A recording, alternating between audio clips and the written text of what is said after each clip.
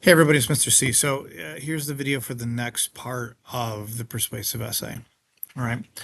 So hopefully at this time, all of you have a topic that works and some research. Okay. I'm really looking for two websites. However, if you have one website with a ton of great information, that's also fine.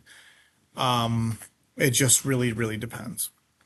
Okay. So the overall lesson today was that inside your research, there should be a couple main ideas that really support your argument, and you're searching for those. We're letting our research guide our writing and not the other way around. Okay. So, in my research for the 4-day work week, I have a couple different sources and I have a couple different main ideas. All right. In the first source, I have that basically what it's saying, workers are happier. They're more positive, they're less stressed, there's less burnout, there's less conflict between work and family. So that's going to be my main idea. For my second source, I also learned right here that it's better for businesses. Their profit grew and like turnover of workers getting fired or quitting, it disappeared. And so what I'm letting this do is I'm letting my research guide my main ideas. And what I've found out is that a 4-day work week is not only good for the employees, but it's good for the business. Okay. Where we ended is by creating a thesis. Okay. And all the thesis is, it's the core argument of your essay, and it kind of sets up the rest of your writing. What it does is it organizes it, it gives you the main idea, but you don't want to explain anything in the thesis. The more you explain, the less room you have to explain later. So my thesis is companies should move to a 4-day work week for employees because workers are happier and it's better for business. Okay. That's it. It's just my two main ideas. I'm not explaining anything because I'm going to save that explanation for my body paragraphs. Okay. And it's not going to be really a surprise, but my body paragraphs match my thesis. My first paragraph is going to be about how workers are happier, and my second is going to be about how it's better for business. Okay.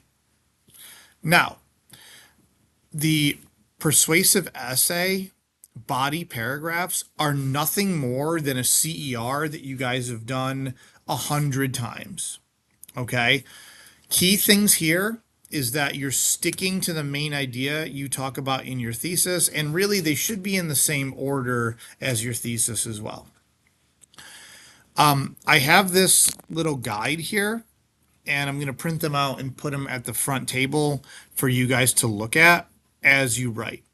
All right, so writing a body paragraph, first thing, you're going to make sure that the topic matches the order of your thesis. You need a topic sentence that matches your thesis statement and the title of the article.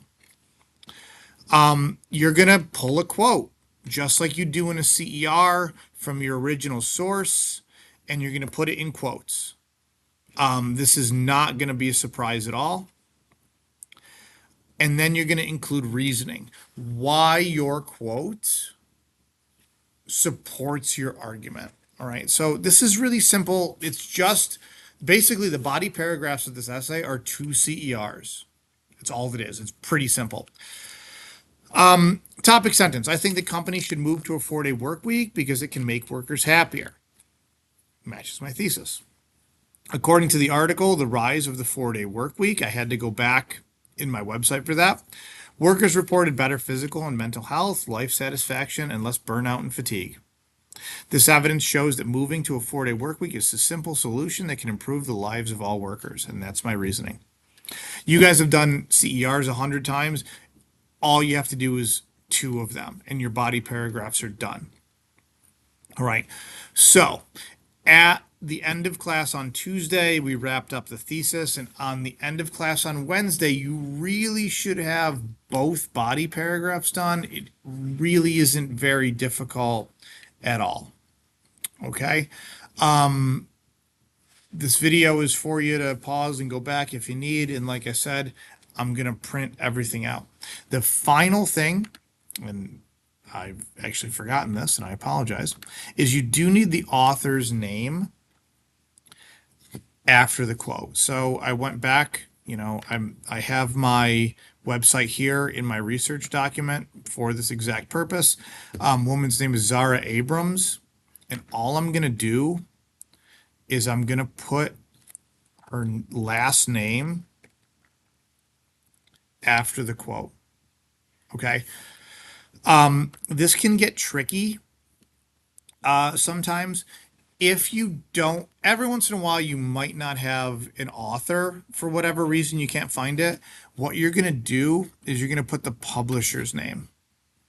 Okay, so the publisher is whatever is before the domain extension on the website address. So like if I couldn't find this Abrams person, I would just put APA instead of Abrams, but I have her last name, so I'm gonna do that.